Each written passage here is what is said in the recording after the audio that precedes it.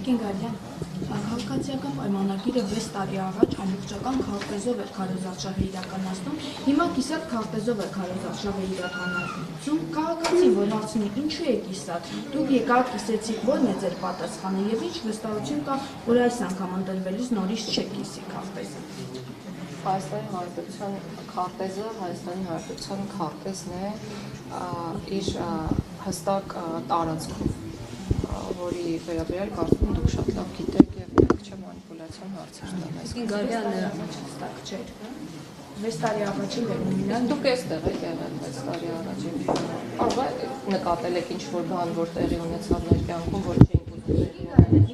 Նիկոլ Փաշինյանը ասում է, որ ես կամ իշխանության պատերազմ չի լինելու, ես եթե չկամ կլինի։ Իսկ նկատել եք, որ խաղաղության համաձայնագրի նախաստորագրում է տեղի ունեցել եւ ասում ենք, որ խաղաղությունը հաստատված է եւ մենք պետք է փայփայենք ու այնպես անենք, որ խաղաղ միջավայրում գնանք դեպի կայուն ու զարգացող ապագա։ Ինձ թվում է ինչ որ մի հատված բաց եք թողել դուք։ Ուշադիր եք։ Գարյան,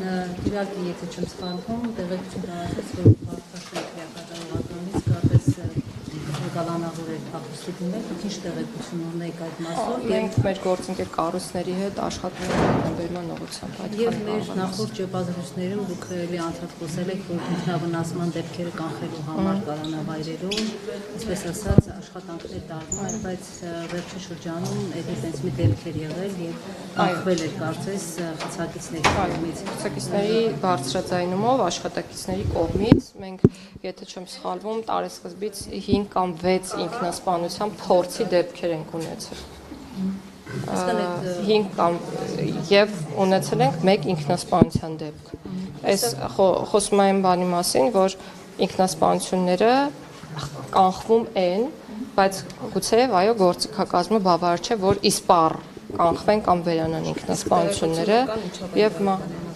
ինչեր ինքնասպանությունները տարբեր փորձեր են օրինակ ունենք մեկ պետական դավաճանության մեջ մեղադրվող անձ, որը ինքնասպանության փորձեր արել, մեկը հոգեկան ամուսնության խնդիրներ, մեկը չէ, երկուսը հոգեկան ամուսնության խնդիրներ ունեցող անձինք էին եւ ինքնավնասումների հետ կապված ուզում եմ նշել, որ թիվը էապես նվազել է, մենք վիճակագրություն կարող ենք ներկայացնել կամ հաջորդ ճեպազրույցին ինձ ձեռքից տակ խոստանում ենք ունենալ թվական տվյալները, բայց դուք հստակ կտեսնեք, որ օրինակ եթե տեսնում եք 100 ինքնավնասման դեպք, այդ 100 ինքնավնասման դեպքերը օրինակ կատարվում են 10 անձի կողմից եւ ոչ թե 100 անձի կողմից, այսինքն հստակ կան անձանց խմբեր, որոնք հակված են ինքնավնասումներ կատարելու կամ դիմելու ինքնասպանության։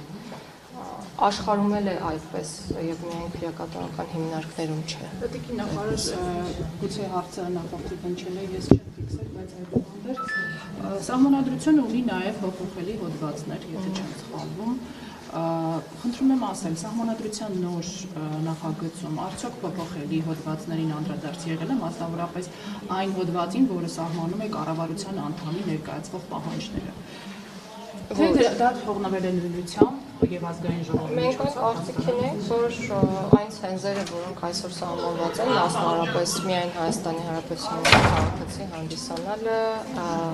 վերջին տարիներին բնակության ցենզը պետք է պահպանվեն եւ պատգամավորների համար եւ ըստ այդմ նաեւ կառավարության անդամների համար։ Ես նկատի ունեի նաեւ սահմանադրության այդ դրույթի փոփոխելիության ստատուսը վերանայման ենթակա է թե ոչ։